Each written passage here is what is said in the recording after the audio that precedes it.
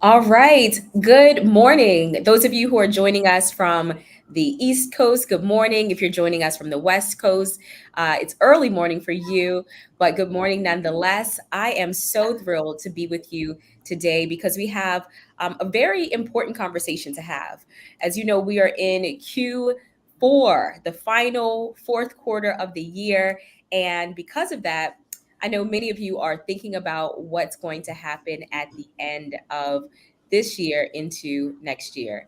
And because of that, you're planning, and we want to make sure that your planning is purposeful. So I want you to engage. I want you to be committed to the conversation today. So just let's kick things off, right, on a good foot, and just type in the chat purposeful planning, purpose planning. And if you can't type because maybe you're driving, don't type.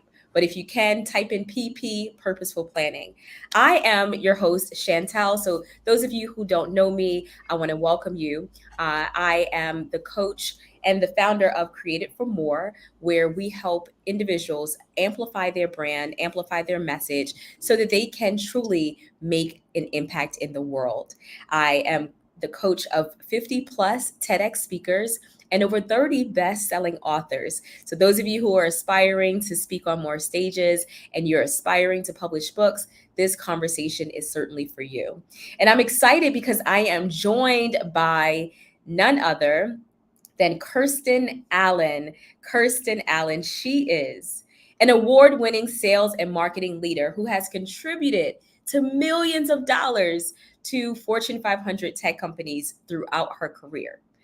She leverages that experience and knowledge to coach experts on landing more corporate contracts. All right, y'all see that? I got an expert in the building. She helps you to land corporate contracts using a simple client attraction system. Her clients have landed contracts with household names like Louis Vuitton and nonprofit organizations around the country. She serves as a certified international leadership trainer and a coach to corporate clients across industries. So there are very few industries that she hasn't touched. She is very well versed, and I'm sure the conversation today is going to be enlightening. So, would you help me welcome our guest, Kristyn Allen? Welcome, Thank Kristyn. you. You're Thank you so much, Chantel. That was a great introduction, first of all. I was listening like, oh, you know how you always say, who is that? And I'm like, oh, yeah, yeah, that's that's me. you, girl. So thank you so much for having me. I'm super excited to be speaking to your audience today. And we're also streaming in my communities too. So this is going to be a special treat for speakers and even experts who are trying to figure out how they can use what they already have. That's my biggest thing, to get into these corporate spaces, and not just the corporations we're thinking about. As you said in the intro, I have clients that work with nonprofits and still get paid well as universities and school systems. So we're going to get into that, but I'm excited to be here. Awesome, awesome. Well, tell us, where in the world are you joining us from? From Atlanta, Georgia, where What all the part? things have been happening, but we still survive. What part of Atlanta? So just near the airport, College Park area. Okay, okay. Were Yeah. you affected by that chemical spill that they had a couple of days ago? So not directly. We do have like a boil water advisory going on right now. And my husband actually works in Midtown. So Mm, they are definitely feeling the haze there, but so far so good on my side. Just good boiling stuff. water. Well, listen, send your prayers to Atlanta. I think Conyers and Covington was Yeah. affected by that. So if you're in Atlanta, our prayers are with you, and certainly with you and your family, Kirsten. So Thank we're going to you. kick things right off. I want you to type in the chat if you have any questions that come up. Those of you who are going to be watching this on replay, be sure to write your questions because we'll answer those even after this stream has finished. All right. So, Kirsten, get right into it. Let us know why it is so important, number one, to diversify your outreach as a speaker so that you can tap into not just B2C, because a lot of times I see people just wanting to coach other people instead Right. of coaching, having your coaching services and your speaking services be geared toward those nonprofits and educational institutions and corporations. So, why is it important to have a diversity when it comes to your services? Great question. So I'm passionate about the diversity piece because if you think about any major corporation, right, which we are all, aspiring to be in our own right, as business owners, and even as a speaker, you're a business. And so if we think about any major corporations, Walmart, for example, yes, they serve individuals all day long. You and I can go in the store and purchase, but they also have deals that they do with corporations, licensing deals, things of that nature. So the diversification of business is something that you can see in all arenas. And so I believe it's no different in small business. You have to have multiple segments that you're serving, and this doesn't have to be complicated. You don't have to overhaul and come up with new ideas to serve different segments. All you need to do is take what you have and translate that into what is most beneficial for these organizations. So, of course, it helps you create that stability in your business where you can say, okay, I have this side where I'm serving individuals, and this is what I can stand to make in this arena. But I also have contracts, 2, 3, 5-year contracts that I can count on to be a foundation for my business as well. And why would I not? If I can do the same signature speaking topics or the same trainings that I do with individuals and position or package them to organizations that stand to gain the most because of who they serve, whether it's the employees or the individuals that that corporation serves. There's so many different options, but I think in terms of building a solid business, it's important to diversify in multiple segments as it makes sense, of course, and as it's not overextending you and your team as you're looking to expand in different areas. So very, very important. And it just stands to the test of being a enterprise and not just someone who happens to have a business. So those are some of the things that I think are important. I love that. I love that, especially when I was looking at some of your training, which is awesome, by the way. Thank you. I saw one thing that you mentioned. You're like, corporations always have a budget. They always have money to spend. Either they have had money allocated that they didn't spend within that fiscal year that at the end they have to account for and give it out, or they just automatically build it out in their budget, they're planning for the following year. So could you speak a little bit more to sort of the abundance that exists when you tap into corporations as a speaker? Yes. So you're totally right. Budgets exist, quarterly, annual budgets in every organization. And typically, what they're looking to have is people to support their priorities and initiatives.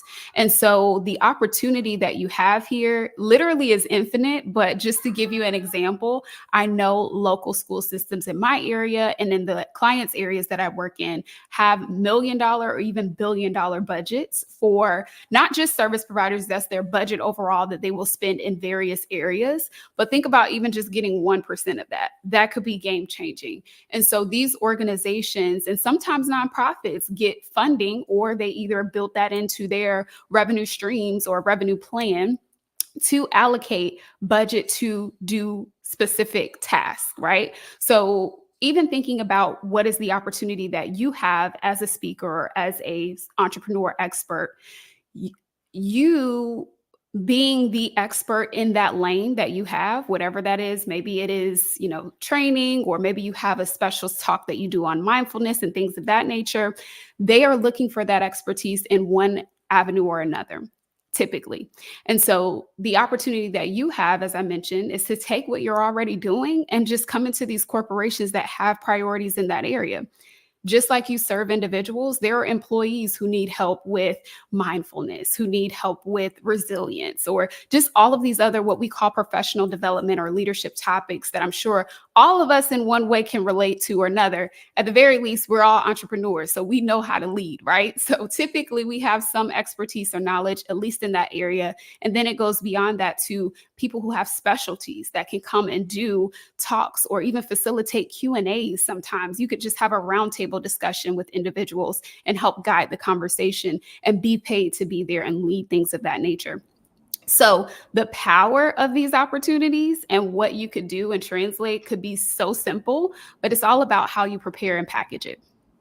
That's a good point. Prepare and package it. Even before we get to the preparation part, I think, Kristyn, we have to address the elephant in the room. Mm-hmm. And that is for our service providers that specialize in the wellness space or the soft skill space. Maybe you speak You help people to communicate more effectively. You are Yes. in the relationship space, or you're in the self-care space. I find a lot of times they don't see that their expertise can be translated into something valuable for corporate. So they, kind of just all wallow in that bottom pool Yeah. where you're trying to get clients with a lead magnet online, or you're trying to, get customers as individuals, as opposed to taking your expertise and translating it into a larger pool where you can swim and not Yeah. only have, options, but you have multiple opportunities, because there are thousands of organizations with the budget who actually need what you have to offer. And Yep. so, with that in mind, my question to you, Kristyn, is how do you begin to train individuals with those specialized skill sets to say, no, yours can actually be valuable to corporations? Yeah, that's a great question. I love to talk about this because there's so many creative ways that you can break into corporate. And so let's talk about like the soft skill side. First of all, if you are in any type of communication, mindfulness, stress and burnout, I actually have a client that is a mindfulness expert. And what she did is put together a training on how to do different breathing exercises and just manage stress in the workplace. I actually have two clients that are in a similar space, and it works so well. You know why? Because burnout and employee retention is super high right now. So all employers are looking for ways to help keep their people mentally well so that they can show up and be more productive at work. If any time to do this, it's right now because it's such a big topic and employers are focusing on how they can support at that level. And so if you have those skills, those are needed. I can tell you that hands down in every organization that I just shared, from corporate, nonprofit, schools, all of that is needed across the workforce. And so you have an opportunity there. What you need to find out, or how you need to address this, is you're not just coming in to teach people how to communicate better. When you're going in on the corporate level, this is why I say you could take what you have and just kind of prepare and repackage it. You want to speak about it in a certain way. So to a corporation, as I just mentioned, they're looking at retention and how to make sure they have their top talent producing at a high level. You want to speak to those priorities. So it's not just communicating better, it's how can I partner with you to ensure you lower your retention and turnover rates? That's key. And so with the soft skills piece, you have that opportunity. Just tie it to that. Tie it to focusing on their leadership, especially because companies invest in their leadership at a high level. So instead of just saying employees, I did a post on this, talk about leadership, and that puts you in a totally different bucket. And now when we think about people outside of those soft skills, or even if you're in relationships, for example, same thing. Think about your expertise just as a umbrella, right? So I know oftentimes we have these programs and we've been taught to develop like this very succinct outcome. I help entrepreneurs get da da da da, or I help couples da da da da. Think about what is the expertise in general. You already said it, communication. Communication doesn't need to just be better in a marital relationship or between a parent and child. Communication can be improved with anyone. And so those same skill sets that you might take a few things away, especially if it's based on, marital relationships or partner relationships. But I'm sure some of those key things you could use in the workplace to improve communications between managers and leaders. And so you have to think creatively about what is your expertise at the high level. You've taken it and put it into a nice, pretty package, but let's go up a few layers to figure out what is that key thing that you help people do that can translate into other arenas very easily. And in that example, like I shared, you may find you might not need to do all the bells and whistles. Corporations are not looking for all the fluff. They just want to get to the key outcome they're looking to achieve. And whatever way you're going to do that, if you can prove that it works, that sets you apart even further, because now you uniquely provide this set solution, but it helps them achieve said priority. So I hope that makes sense for everyone. Stick to the priorities and then go a few levels up from what you may be currently serving to individuals, and think about what is that expertise and who else stands to gain the most out of mastering that particular tactic. So it's all about finding that value add for the organization so that you can speak to their problem that you are the solution for their problem. I always think about I'm an expert in AI, and I Yeah. always say there is someone right now looking for an answer that I already possess. And that helps me to send out the pitches. That helps me to keep showing up because now I know that, hey, there's a person with a problem and I know that I can provide it. And when we have that mindset, we are now operating from a place of abundance. There's no longer that limit where you're like, oh, well, this big person with this big name is already covering this. And so there's no room for me. No, you're thinking like, I have that solution that's uniquely designed for this audience. And so it puts Yes. you in the mindset to be able to expand your outreach. Sometimes we reach out to 5 organizations, we don't hear from any of them, and then we give up and think that our message is invaluable. Yes. Reach out to 50 and keep reaching out because there are enough individuals and corporations who have the problem that your solution can provide. So thank you for sharing that. And so speaking of being a problem solver, could you share with us, how do we reach out? How do we even discover where the decision makers are who have the problem that we solve? Where do we go for that, Kristyn? Yes, absolutely. I get this question a lot, and I always tell people decision makers are all around you, believe it or not. They're online just like you are. They're in events or organizations that you might be tied to, or maybe you have some type of affinity to and may not have even known about the organization, right? And so they're everywhere. One of my favorite places that I tell people and use with clients is definitely LinkedIn, hands down. And I know a lot of entrepreneurs have a love-hate relationship with LinkedIn, but that is a gold mine to find decision makers. And I don't mean just sending those long emails or DMs that people are just throwing away or annoyed by. That's not what we're talking about. I'm talking about really using LinkedIn to get research on individuals that make decisions and have the budget, right? And so, no, you may not find budget numbers in there, of course, but you're going to find out where are the people who are in your particular level of expertise. So if you are someone who would serve employees, like we gave the example of the mindfulness stuff, and I talked about the stress and burnout. So who would be the person that you reach out to? Somebody in HR, likely. Teams have leadership leads in these corporations as well. And so maybe it's a director of leadership or employee wellness, employee retention. There's a slew of titles that people go by depending on companies, but that information can easily be found in LinkedIn. And guess where they're talking about all the work and projects that they're doing? On LinkedIn. And so you're able to see how you can build that connection point, because I think what works so well in the outreach that I teach is that it's not about me or the client that I'm working with. It's all about that corporation, and we're able to find intel or information that's genuine to see, one, are they the right person I should be reaching out to? So you mentioned sending out those emails. Sometimes getting responses is about getting to the right person in the first place. And so a tool like LinkedIn and several others can help you be able to do that. But then you can also see, what is this company focused on right now? Are they talking about stress and burnout? Do they have some open recs right now in particular positions that might need your support as they get someone onboarded? All of these things can help you be able to send out a targeted message that they'll definitely reply to, because it's clear that you're not just a bot looking to send them something copy and paste to a million people, but you've actually done your due diligence to see, here's this potential synergy that we have, and let's have a conversation about it. So LinkedIn, hands down. Of course, you can also do in-person events where you can meet people face-to-face and move opportunities even faster by building that rapport.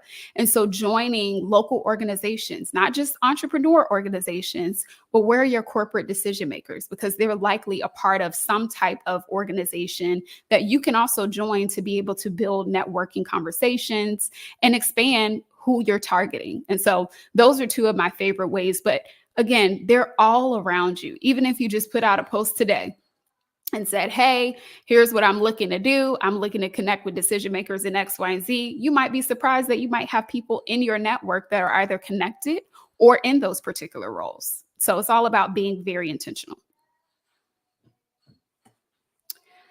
Uh-oh, you're on mute. Yeah, so being intentional, which is important. So tell me, what are some best practices when it comes to your pitch? I know it's one thing to get in the sort of the encouragement to say, okay, now I'm going to reach out, and then you reach out and then there's crickets. I Yeah. know it has a lot to do with the pitch. So tell us about crafting that pitch, what it should look like, what it should sound like, and so that people could actually not only land in the DM or land in the email box, but actually get a reply. Yes.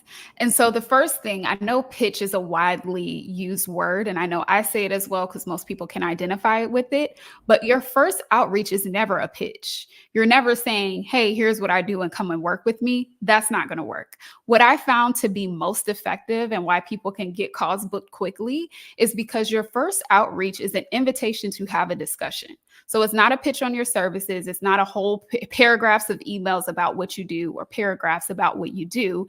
It is a simple message to say, hey, here's who I am, one sentence, maybe two. Here's what I found out about you. I would love to be able to have a discussion and learn more about X, Y, and Z priorities, whatever your expertise is in. Do you have a few minutes to chat about it? People will jump on that. Why? Because most people are getting messages in their inbox, and I'm sure you all are as well. Hey, we can get you, whatever amount of sales calls booked on your calendar, and here's what we do, and da da da. Or we have this amazing bookkeeping service, and blah blah blah. And you're reading it like, I don't even know why they reached out to me. So the same way we receive those are the same way corporate clients receive it when we just throw all of what we do on them, hoping that they respond. They won't.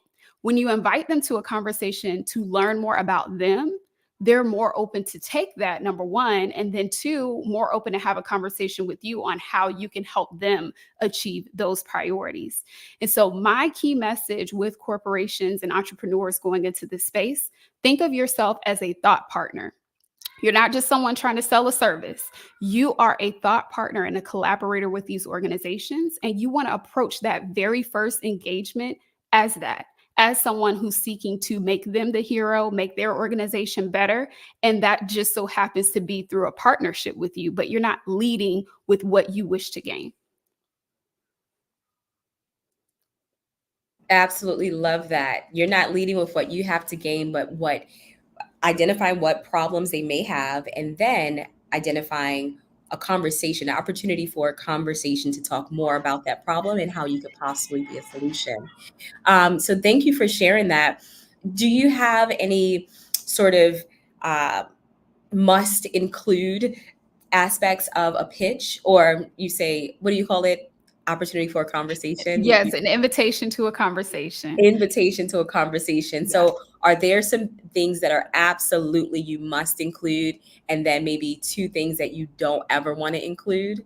Sure. Yeah, that's a good question. So, the first thing I would say, you want to make sure that you include something that establishes your expertise. So, for me, like you did in my introduction, I'm a certified coach. Here's how I help people, here's how I help organizations, very tailored. So, if I'm reaching out to a school system, this is again not copy and pasting. I wouldn't say to help your employees, because that's typically not. I would say to help your administration or to help your teachers, something to that effect that really relates to that organization. And so that's something small. But again, if you're doing this at volume, you just want to keep these things in mind, because again, if the language doesn't land, they're not going to move forward.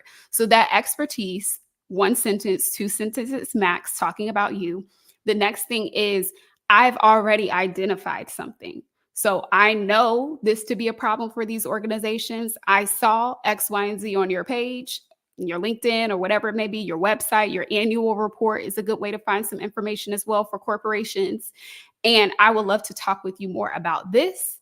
And then the last piece is inviting them to that conversation. Do you have a few minutes to talk about X, Y, and Z? So that's kind of the formula or recipe. And then in terms of things I definitely would not include, I wouldn't include anything about my services or, hey, here's what we can offer. It's nothing wrong with those things. I just find that it's a little presumptuous because, again, you haven't identified, even if they have a problem related to what you have to offer. So I wouldn't, again, go pushing for, hey, I can come and do this, or hey, check out, this is what I have. Too fast, too soon. Let's get them on a conversation first, and then it makes sense to be able to share those things. And so I think that's the key of what I would definitely avoid.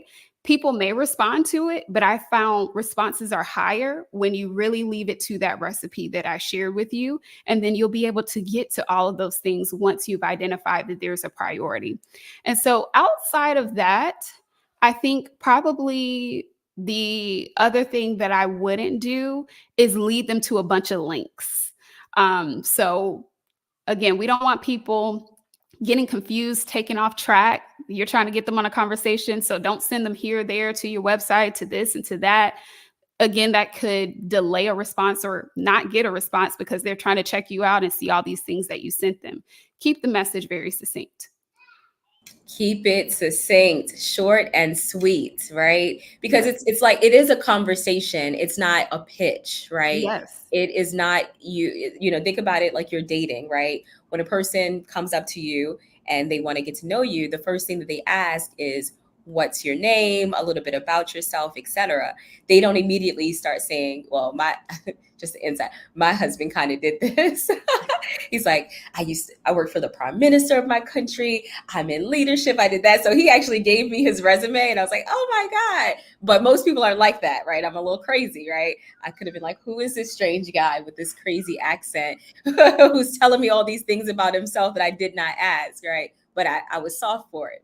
However, you're dealing with individuals who have a lot of busy things and they're preoccupied with a lot of assignments on their desk. So they don't want to read a dissertation in their inbox, right? Kristyn said, keep it simple, keep it effective, keep it conversational. So introduce yourself, but minimally.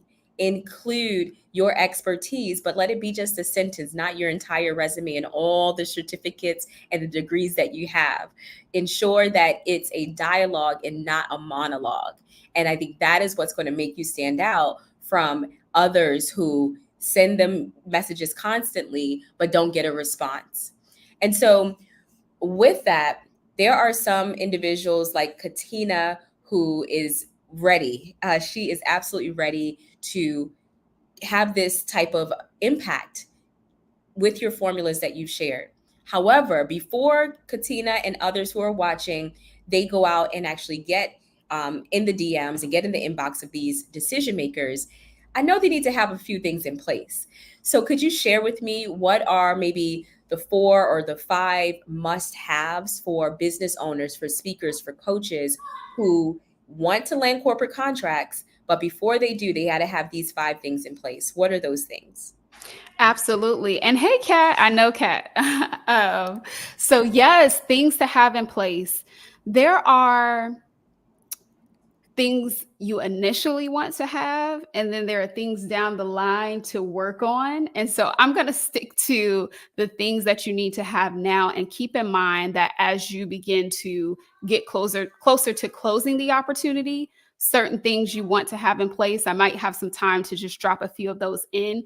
But quite honestly, you guys, you can get started with the pitching part right now, right? You don't have to have, your contracts ready if you have an attorney that drafts up contracts for you, or all of these kind of paperwork things together to send out an email, right? You can literally have a conversation right now. And so I don't want anything that I say in this segment to stop you from getting started, because I think oftentimes we feel like, oh, we got to go and put this website page up, or, oh, we got to go and do these things. No, it can be in tandem. You can be working on that and also sending out emails, because it may take a few weeks for you to get on the calls with someone. It may take a few times for you to do outreach over a couple of days to get some responses. So start now, key point. And then in terms of getting set up and things that you want to keep in mind, number 1 is you have to, of course, be set up to fill out a W-9 or your tax information, so that you can be able to be set up as a vendor with these corporations. Again, this is kind of down the line, right? It's not something that you need to get started right now, but just keep those things in mind, because they're going to need to onboard you into their system in order to get things set up. 9 times out of 10, you've already done this in some capacity before. It's a form that you can get online, print, and have ready to go. Don't worry about it right now. Start on the pitching. The second piece that you want to have, and this is for more of the marketing side, and again, can be done in tandem, is your capability statement. So, your capability statement, and you'll hear my son, I think he's coming to closer as I can hear him now. Hopefully, it isn't too bad. But your capability statement is your marketing tool that's going to help you be able to show individual corporations or nonprofits what it is that you can provide. So think of it like a resume. It's a one pager, and you fill in specific information about what you can provide, any past performance you've had, about your company, certifications that you may have, and all of those things. And so that's a good marketing tool as you go out to those events that you may be going out to, being a vendor at certain events. You can have that to be able to share. Or if someone wants to see more information about what you provide, you can easily be able to share that with them. Until you have it, though, if someone asks for what you provide, hey, before we get on a call, I just want to see what you offer, or, how you could potentially help us, bullet points in an email. Keep it simple, right?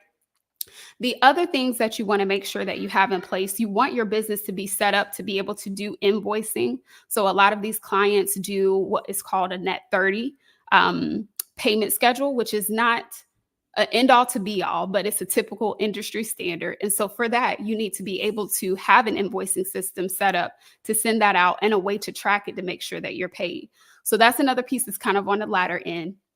But ultimately, really, you just want to know these pieces. Like, you'll need to have an insurance policy. That's another thing. Typically, they look for $1 million liability insurance policy.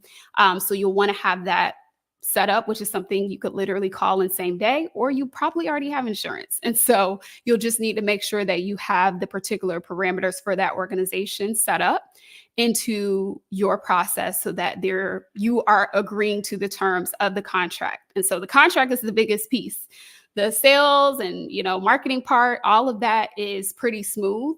But once you get down to the contract, it's going to be important for you to have these things set up, for you to have an attorney to be able to review them, so that your information is protected, your IP and things of that nature, and you understand everything that is due per the agreements. And so those are just some ideas. But as you can see, to get started, to start sending emails, to start pitching, you don't need to have a ton of things already set in place. You just need to know what's going to be expected as you move these opportunities down the pipeline, and what they're probably going to require from you if they decide to do business with you.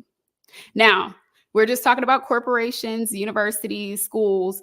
Government is a completely different ballgame. I know sometimes the two get combined, but for corporate, that is going to be some of the things that you want to think about. But don't let it get you stalled. That's the biggest thing. Yes, keep pushing. Even if you don't have everything in place right now, after watching our session within the last 20 minutes, you've gotten so many great things that you can do right now that will take your business from where it is now to the next level. So just in this training alone, Kristyn has given so much great value that you have literally no excuse as to why you're not getting started. Okay. So I want you to, and then share your testimony with us, whether it's, hey, I sent out my first conversation starter today, not my pitch, but my conversational starter, or I just researched what are the titles for decision makers that are a part of nonprofits that I want to reach out to. There are some things that you could be doing right now to get some wins on the books. All right. The next thing I wanted to know, you have a very powerful client testimonial that I'm familiar with, where you took a therapist from $0 in her training business to $10,000 with, I believe it was one contract. Am I correct? Sorry. Not So it was multiple contracts. It was over time. Yes. So share with us what that was like, what that process was in terms of you starting with her and then finishing with her, and what are some things that we can glean from that would help us to get those types of results in our business. Yes, absolutely. So I have this testimony on my page as well. So I invite you guys to check that out. Well, the full testimony of her telling the story. But for me to tell the story to you guys really quickly. So my client India came to me and she was a therapist client. And she's like, I really want to start to get outside of the therapy side. You know, it's hourly work, it's a lot of work. She had, I believe, 3 or 4 kids. I know she has a set of twins. And so she's like, I really want to cut back on my time. And I know that I have this expertise that could be leveraged in other arenas. So she was actually one of the ones to do very well in the nonprofit space. And how we translated her expertise was, again, she's a therapist. So she knows about the mindfulness techniques. These are things that she uses with her clients on a daily basis to help them overcome some of life's stress points. And as we talked about, organizations have the same problem with employees and they want to support them in that. And so what she was able to do was not only coach leaders one-on-one, but she was also able to host what was called talking circles, basically to give people, and therapists probably are already familiar with this, to give people the opportunity to share the things that are coming up for them. And she was there to guide the conversation and ensure people had the tools that they needed to address the stress heavy role that they had, especially in a nonprofit where you're serving the community. Oftentimes it can be high stress and roles of that nature. And so remember, I talked about those priorities. Think about who stands the most or who truly needs what you have to offer based on who they are in the company. And so that worked really well for her to where, as I mentioned, she went from doing low hourly rates in therapy to then getting $10,000 worth of contracts through doing what she already had done and just translating it into a corporate, or in this case, nonprofit context. That is powerful. That is powerful. So you just gave a brilliant example of how someone who was working hourly, right? She loved her industry, but it just didn't serve the lifestyle that she wanted to build for her life. And that's a very important teaching point right there, because I don't want you as a speaker, as a coach, as a business owner to give up on your desires because the current way that you're packaging your business and your ideas and your message isn't working for your life. Yep. And sometimes we use that, Kristyn, as a signpost to say, well, maybe I should be doing something else. This isn't Yes. working. But when you have a conversation with a person like Kristyn, when you talk to me, we'll be able to help you to define what your ideal working life looks like, and then repurpose your expertise to fit opportunities that are already there, Already spaces there. that already need you, right? That is the power of not trying to go at this alone and not trying to do it yourself. So, as we wrap, I want Kristyn, you to share with us how can we take advantage of what you have to offer, and also before you actually get into that, share with us why now. We're in October as of the recording of this Yes. video. Why is Q4 such an important time for individuals to start looking at corporates and being a part of their budget? Yes, I'm glad you brought this up. So Q4 is like prime time. This is busy season for me because I'm supporting clients, but I'm also really supporting my community with sharing content like this that they need so they can tap into these opportunities that are low hanging fruit in this quarter. And so not all organizations operate on a calendar year, but many do. And so we're getting to the end of the calendar year, which is going to be the end of many organizations' budget cycles. And so what does that mean for you? That means they have money that they either have to spend or they lose it. And I'll tell you another secret. There are so many organizations. So not only do I talk with entrepreneurs, we talked about this in the beginning, I pitch for my own contracts, and then I also build relationships on behalf of my clients with decision makers. And so I'm in conversations with them every day as well. And so one of the things that I often hear is, we have this money that we've set aside, even to do business with small businesses, women owned, minority owned businesses, but we don't have enough qualified vendors who are ready to do business with us and can provide the services we need. And so that's a huge problem, right? That means it's on us to make sure we're in front of these organizations, because if they have budgets that are set aside for us, we should be taking advantage of it, especially knowing now through going through this talk that you have an opportunity to translate what you already have to meet those priorities. And so Q4, with money being expiring soon, they're ready to move deals quickly. Like they have to be moved during a certain time, or again, those funds are lost. And as funds are lost, that means next year the budget funds shrink. And so we don't want that as entrepreneurs, as vendors to these corporations. We want to make sure the budgets remain very healthy. And so we should be creating more demand where they have to open up more budgets because they're getting so much value from us. And so fourth quarter is the time to start tapping into these opportunities and to start making contact. So that's why I said, don't let any of this stuff stop you. If you get somebody that's like, hey, I'm ready to go, call me and we'll help you figure out all of the other pieces. But the outreach is going to be key. You can get started with that right now, and they're more open to having conversations and moving deals quickly because they know they have budget to spend. And so if you haven't done it all year, if it's been something that's in the back of your mind, next year, yes, but right now is your prime opportunity. So I would implore you to get started with having these conversations right now so that you can not only go into next year being set up, but get some funds right now before things expire. Even if it's just an entry-level offer that you provide to start building a relationship, or maybe it'll be a multi-five-figure offer. We never know. It depends on what type of organizations that you're reaching out to and what budget funds they have available. But you won't know if you're still waiting on the sidelines for everything to be perfect. Tap in right now. This is the time. Tap in. Now is the time. Now is absolutely the time, not only for you to get those contracts, but for you to get ongoing support from Kristyn, from myself, regarding your speaking business. You're more than able to take advantage of the opportunities that are before you, because sometimes it's not, God preparing the opportunities for us, but it's actually God preparing us for the opportunities. And Yes. so when we think about it from that perspective, we know that there is nothing separating us from where we are to where we want to be, except strategy. Kristyn, I always say a good coach doesn't necessarily give you the best ideas, but what a good coach does is gives you the awareness of opportunities that are right there waiting for you. And I like to think about us as your virtual coaches, right?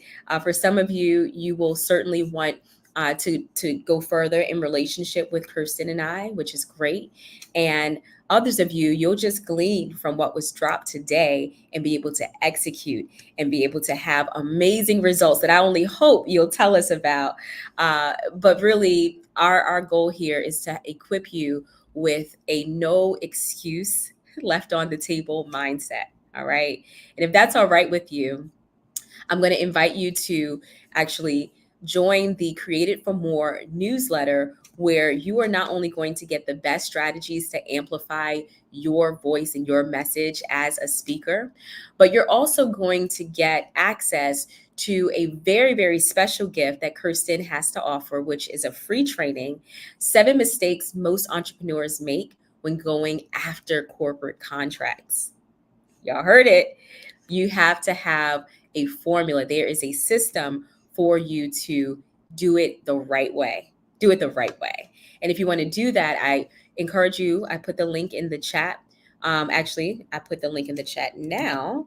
That will give you access to the Created for More newsletter, and then also give you access to Kristyn's free gift, her free training that will help you to avoid the mistakes that you're making, that you want to avoid when it comes to getting corporate contracts.